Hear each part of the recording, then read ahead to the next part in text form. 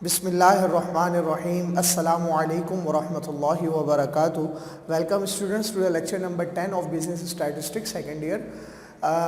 जैसे कि आपको याद होगा कि हमने अल्हम्दुलिल्लाह चैप्टर नंबर 6 जो है वो प्रोबेबिलिटी का जो हमने एक टॉपिक है परमुटेशन, उसके हमने जो है वो क्वेश्चंस करे और बहुत सारे क्वेश्चंस करे और उसके अंदर हमने देखा कि किस तरह जो है वो परमुटेशन के जो है वो डिफरेंट कॉन्सेप्ट जो है वो पेपर के अंदर आते हैं और किस तरह जो है वो हम उसे जो है वो टैकल कर सकते हैं।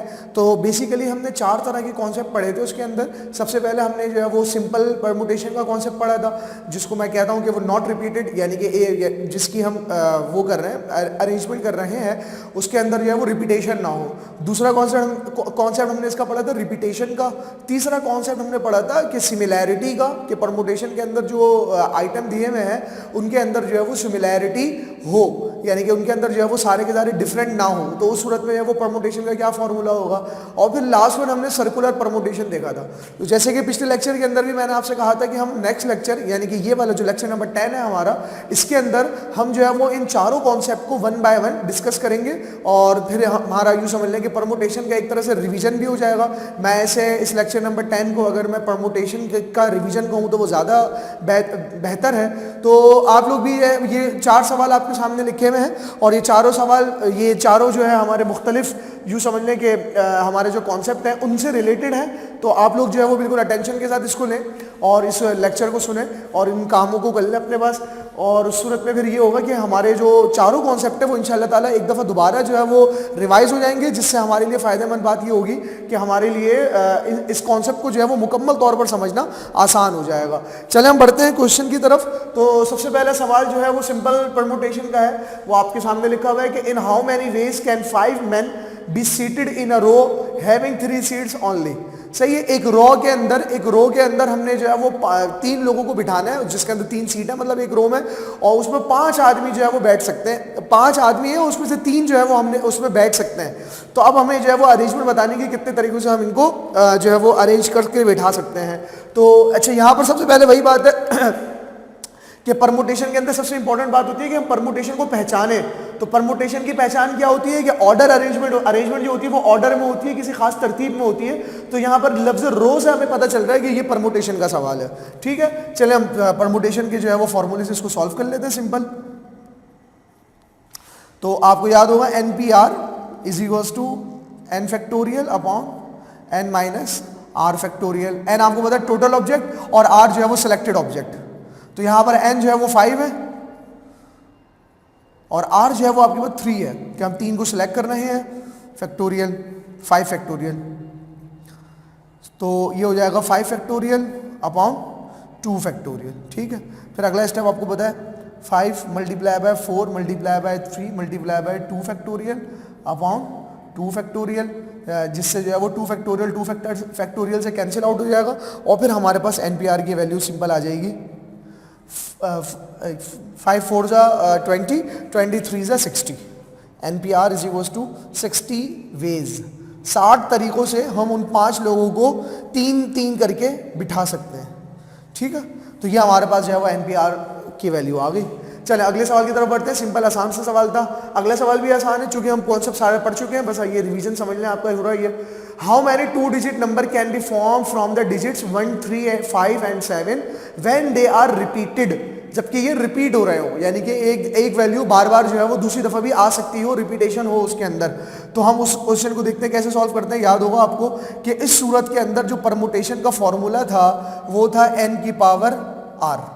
n की पावर r, यानी कि n का मतलब वही है कि टोटल ऑब्जेक्ट और r का मतलब क्या होता है, सिलेक्टेड ऑब्जेक्ट। तो अब यहाँ पर जो है वो हमें पहचानना है कि टोटल ऑब्जेक्ट क्या है। तो टोटल ऑब्जेक्ट 4 दिए हुए, 4 1 2 3 4 नंबर दिए हुए, 4 नंबर ये टोटल ऑब्जेक्ट्स हैं और 4 में से हमने दो नंबरों का डिजिट जो है वो हमने बनाना है। ठीक है ना, 2 डिजिट नंबर बनाना है हमने।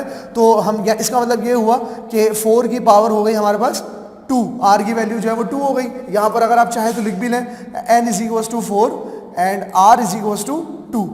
ठीक है, तो 4 की पावर जो है वो 2 हो गई, इसको ब्रैकेट में कर लें और आपके आगे पता है कि p की वैल्यू आपके पास सिंपल आ जाएगी 4 मल्टीप्लाई बाय 4 4 16 वेज।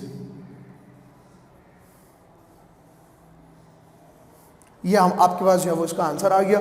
यानी कि 16 तरीकों से हम इन 4 नंबरों से दो दो करके जो है वो अगर हम इनको सेलेक्ट करके अरेंज करना चाहें तो वो इजीली अरेंज कर सकते हैं।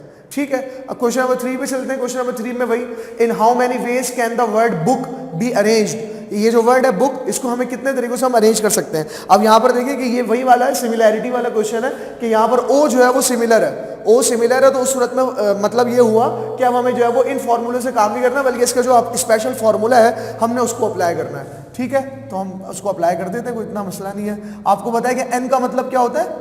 जो एन का मतलब होता है वो तो होता है टोटल ऑब्जेक्ट्स ना। टोटल यहाँ पर जो अल्फाबेट दिए हुए वो है 4। फिर उसके बाद हम लेते हैं n1 को, और n1 को मैं यहाँ पर b सपोज करता हूँ, और b जो है वो 1 दफ़ा आया हुआ है। उसके बाद मैं n2 को लूँगा, वो है o, और o यहाँ पर 2 दफ़ा आया हुआ है। और फिर उसके बाद मैं n3 को लूँगा, और n3 जो है वो है k, और k जो है वो 1 टाइम में आया हुआ है। ठीक है, अब उसके बाद हम फॉर्मूला बना लेते हैं। p is equals to n factorial upon n1 factorial into n2 factorial into n3 factorial into n4 factorial. ठीक है जी, n फैक्टोरियल की जगह पे हमने रख दिया 4, और n1 की जगह पर, सॉरी ये 4 तक नहीं जाएगा, 3 है ना यहाँ पर, तो सॉरी ये जो है वो सिर्फ n1 into n2 into n3 बस यहाँ तक जाएगा, क्योंकि ये n1 n2 और n3 तीन ही वैल्यूज है यहाँ पर। ठीक है, तो n1 की वैल्यू दी हुई है 1, मल्टीप्लाई बाय n2 की वैल्यू दी हुई है 2, मल्टीप्लाई बाय फैक्टोरियल लगाते हैं, सॉरी फैक्टोरियल, यहाँ पर भी फैक्टोरियल, और यहाँ पर जो है वो 1 फैक्टोरियल आ जाएगा। ठीक है जी, अब हम ऊपर वाले जो है वो अगर हम नंबर को सॉल्व करें तो 4 multiply by 3 multiply by 2 factorial, और आपको पता है 1 फैक्टोरियल का आंसर होता है 1, मल्टीप्लाई बाय 2 फैक्टोरियल मैंने ऐसे ही रखा ताकि जो है वो ये कैंसिल आउट हो जाए, और ये भी 1 हो गया। ठीक है, तो 2 फैक्टोरियल से कैंसिल आउट हो गया। अब हमारे पास नीचे 1 1 सा 1, यानी कि डिनोमिनेटर हमारे पास जो है वो खत्म हो गया। अब हमारे पास सिंपल 4 3 सा 12 आंसर आ जाएगा इसका।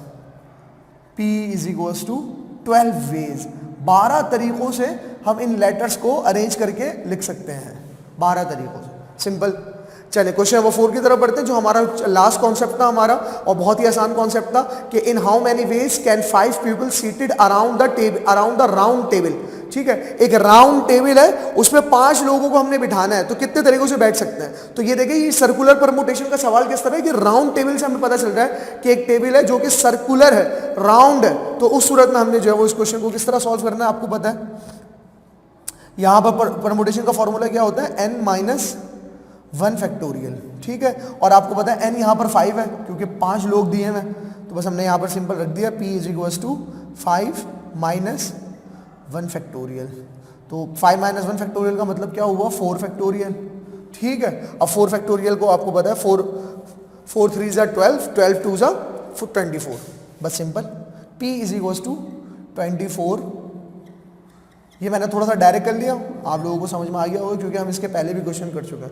तो ये चारों कॉन्सेप्ट अल्हम्दुलिल्लाह आज हमने डिस्कस करे कि परमुटेशन के जो है वो सिंपल परमुटेशन कैसे सॉल्व करते हैं, रिपीटेड परमुटेशन, सिमिलर परमुटेशन, और फिर सर्कुलर परमुटेशन हम किस तरह जो है वो इसको सॉल्व करते हैं। इंशाल्लाह ताला उम्मीद करता हूँ कि ये लेक्चर आपको जो है वो अच्छे तरीके से समझ में आ गया होगा, और इसके बावजूद भी अगर कोई क्यूरी हो, कोई सवाल हो आपके जहन में परमुटेशन के हवाले से, तो आप मुझसे जो है वो ज़रूर पूछें। नेक्स्ट लेक्चर में फिर हम इंशाल्लाह ताला मज़ीद जो है वो अब नया जो हमारा टॉपिक है, नया जो हमारा कॉन्सेप्ट है, उसको हम इंशाल्लाह ताला डिस्कस करेंगे। इंशाल्लाह ताला नेक्स्ट लेक्चर में मुलाकात होगी। जज़ाकुमुल्लाहु खैरन। अस्सलामु अलैकुम व रहमतुल्लाहि व बरकातुहू।